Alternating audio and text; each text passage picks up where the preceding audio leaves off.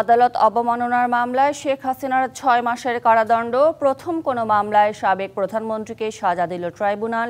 এ বিষয়ে বিস্তারিত জানাতে বার্তা কক্ষ থেকে যুক্ত হয়েছেন সহকর্মী মিজান আহমেদ।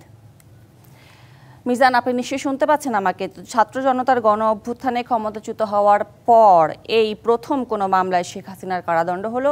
আসলে এই বিশ্লেষকরা কিভাবে দেখছেন বিষয়টিকে একটু জানাবেন। তরুণী, আসলে আপনি দেখেন যে এই আন্তর্জাতিক অপরাধ ট্রাইব্যুনাল 2010 সালের 25শে মার্চ শেখ হাসিনা সরকারের নেতৃত্বে গঠিত হয়েছিল 71-এর মানবতা বিরোধী অপরাধের বিচারের জন্য। আজকে সেই ট্রাইব্যুনালেই জুলাই আগস্টের মানবতা বিরোধী অপরাধে যিনি তৈরি করেছিলেন আজকে তাকে কিন্তু দণ্ড দেওয়া হলো। এবং এই মামলাটিতে ত্রিপক্ষীয় শুনানি হয়। ত্রিপক্ষীয় শুনানি এ কারণে বলছি, কারণ চিফ প্রসিকিউটর নিজে শুনানি করেন, একজন অ্যামিকাস কিউরি আদালতের বন্ধু হিসেবে আইনি যুক্তিতর্ক উপস্থাপন করেন, আর শেখ হাসিনার পক্ষে রাষ্ট্রনিযুক্ত আইনজীবী তিনিও যুক্তিতর্ক পেশ করেন।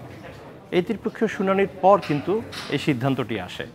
সেক্ষেত্রে চিফ প্রসিকিউটরের প্রথম এবং সবচেয়ে শক্ত যে আর্গুমেন্টটি ছিল সেটি হচ্ছে যে যেহেতু গণমাধ্যমে বাংলা এবং ইংরেজি জাতীয় দৈনিকে শেখ হাসিনার এই আদালত অবমাননার অভিযোগের ব্যাখ্যা দেওয়ার জন্য 2 দফা সময় দেওয়া হয় এবং বিজ্ঞপ্তি প্রকাশ করা হয়।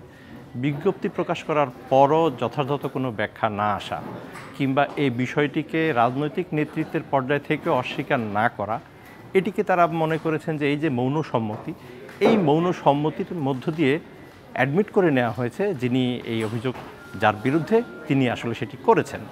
পাশাপাশি এটি যে এআই জেনারেটেড কোনো কনভারসেশন ছিল না সেটিও ফরেন্সিক রিপোর্টে প্রমাণিত হয়েছে।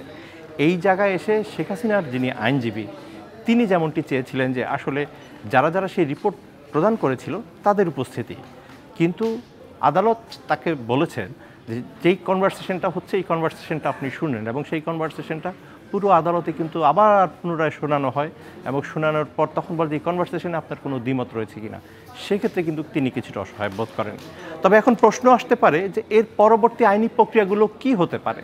এর পরবর্তী আইনি প্রক্রিয়াগুলো হতে পারে যেটা হচ্ছে যে এই যে আন্তর্জাতিক অপরাধ ট্রাইব্যুনাল যে আদেশটা দিলেন, এই আদেশটা প্রকাশ হওয়ার পর তার 30 দিনের মধ্যে কিন্তু এই আদেশের বিরুদ্ধে আপিল করার সুযোগ রয়েছে এবং ট্রাইব্যুনাল আইনে সেটা রয়েছে। এবং সেই সিদ্ধান্তটি কি তিনি নিয়েছেন কিনা তিনি এখনও স্পষ্ট করেননি। তিনি বলেছেন যে আসামিপক্ষের যিনি আইনজীবী আমির হোসেন তিনি বলেছেন যে পূর্ণাঙ্গ আদেশটি তিনি হাতে পাওয়ার পর পরবর্তী সিদ্ধান্ত দেবেন।